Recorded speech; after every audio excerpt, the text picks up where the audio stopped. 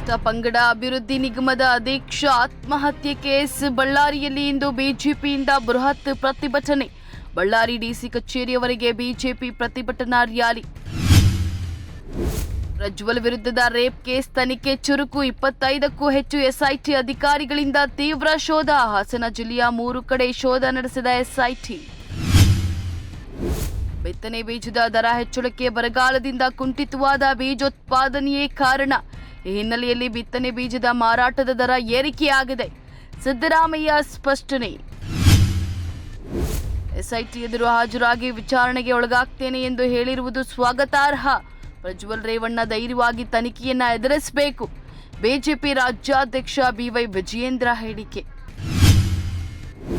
ಪರಿಷತ್ ಚುನಾವಣೆಗೆ ಅಭ್ಯರ್ಥಿಗಳ ಆಯ್ಕೆ ವಿಚಾರ ಸಿಎಂ ಡಿಸಿಎಂ ತೀರ್ಮಾನವೇ ಅಂತಿಮ ಆಗಬಾರದು. ಜಿ ಪರಮೇಶ್ವರ್ ಹೇಳಿಕೆ.